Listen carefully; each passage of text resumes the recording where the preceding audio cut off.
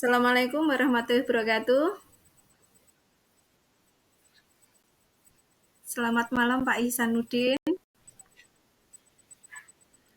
Alhamdulillah, maaf Pak ya, mengganggu waktu Bapak karena Pak Andrianto selaku kepala sekolah sedang melaksanakan ibadah umroh.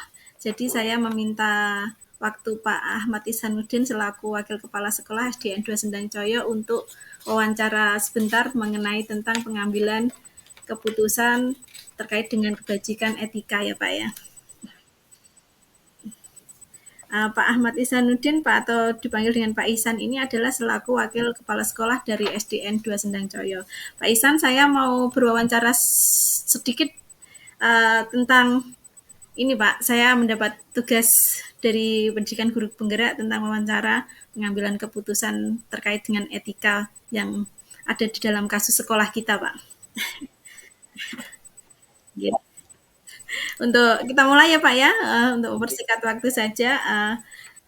Hari ini ada beberapa pertanyaan yang akan saya ajukan kepada Bapak. Nanti saya mohon Bapak, saya minta masukannya. Ya. Yang pertama, mohon maaf ya Pak, terkait dengan selama Bapak di SDN 2 Sendang Coyo, selama ini bagaimana ya Pak, Anda dapat mengidentifikasi kasus-kasus yang ada yang pernah terjadi di SDN 2 Sendang Coyo yang merupakan dilema etika atau merupakan bujukan moral, Pak.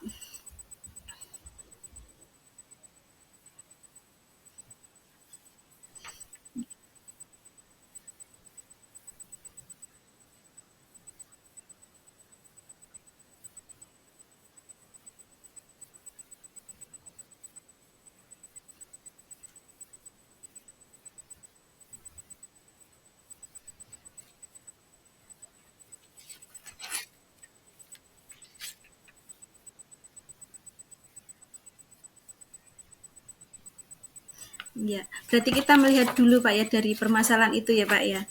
Nah, untuk yang berikutnya Pak, selama ini ya Pak, bagaimana Anda menjalankan pengambilan keputusan di sekolah SDN 2 Sendang Coyo, terutama untuk kasus-kasus di mana ada dua kepentingan yang sama-sama benar atau sama-sama mengandung nilai kebajikan Pak?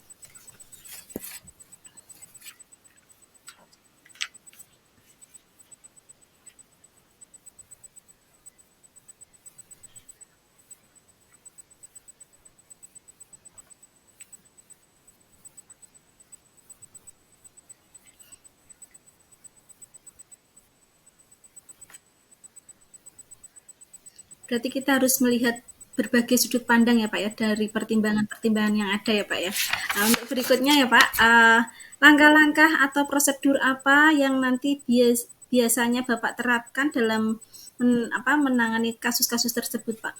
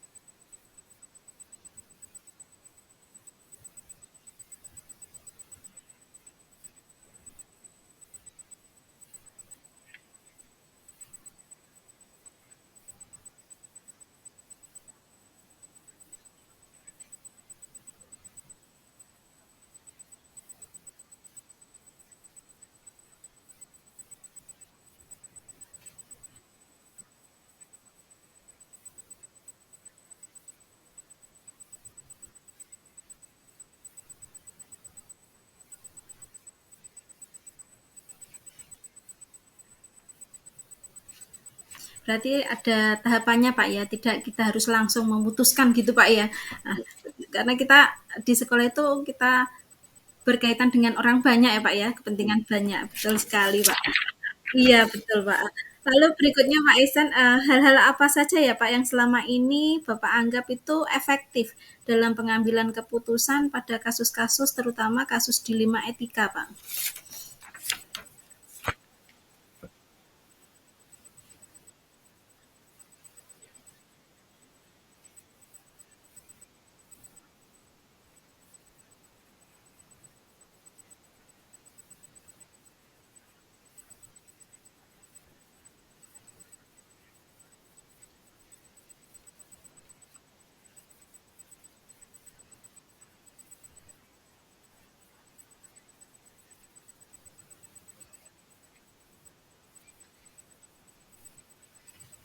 Iya berarti, oh, berarti kita tidak harus langsung Pak ya, kita berarti memikirkan ke depannya yang lebih panjang lagi ya Pak ya.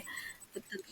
Lalu berikutnya Pak, hal-hal apa saja ya Pak yang selama ini merupakan menjadi sebuah tantangan dalam pengambilan keputusan pada kasus-kasus, terutama kasus dilema etika Pak yang pernah terjadi di Sendang Joyo Pak?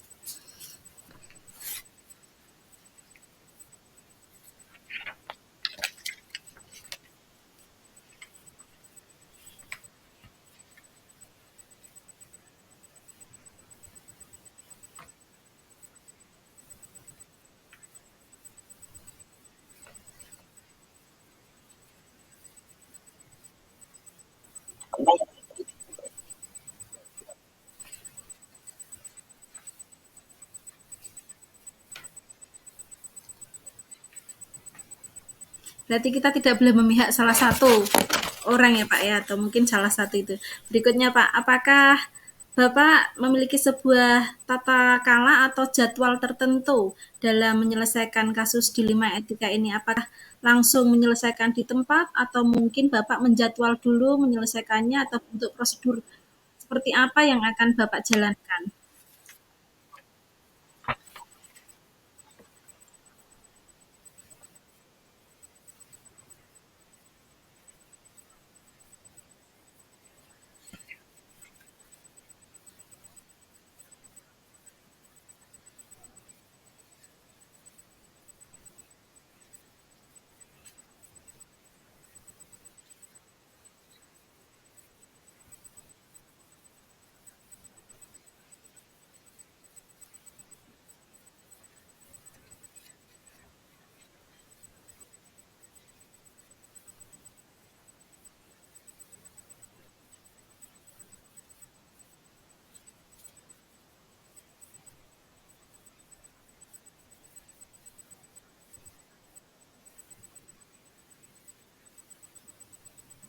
Berarti kita melihat dulu kasusnya ya Pak ya. Mungkin kalau ada kasus yang tentang pelanggaran etika hukum, kita juga tidak bisa memutuskan sendiri ya Pak ya. Kita harus harus melihat jangka panjangnya ke depannya juga orang-orang yang terlibat juga ya Pak ya.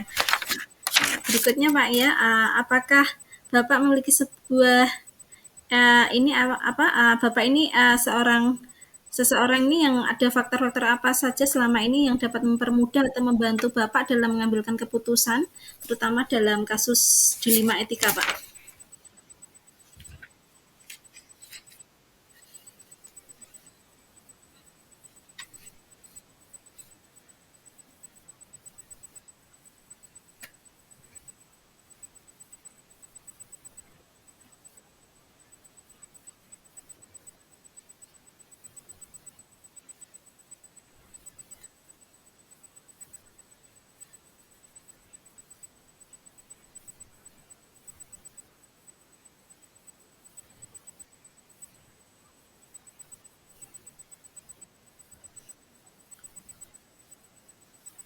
Betul sekali ya Pak. Kita emang tidak bisa hidup sendiri. Kita butuh masukan juga dari banyak orang ya Pak ya.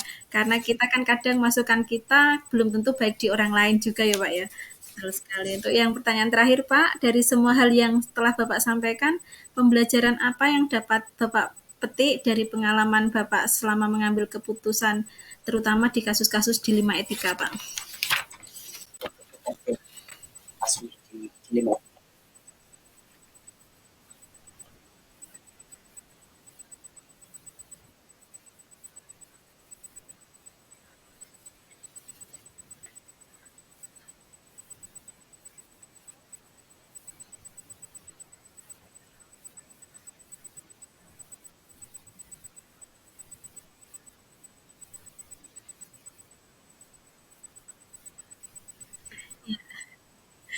Menarik sekali Pak kita wawancara hari ini. Berarti kita selama kita bersama itu kan di lingkup sekolah kita tidak hidup sendiri Pak ya. Kita bersama dengan banyak orang dan kita pun harus mempertimbangkan mana kasus-kasus yang terutama dilema etika ini kita harus mementingkan kebajikan bersama ya Pak, terutama untuk kepentingan sekolah. Menarik Pak Ihsan, banyak masukan yang dapat saya ambil dari Pak Ihsan dan mungkin ini sebagai pembelajaran saya juga ke depannya Pak, saya bisa mengambil keputusan seperti Pak Ihsan yang sudah Bapak terapkan.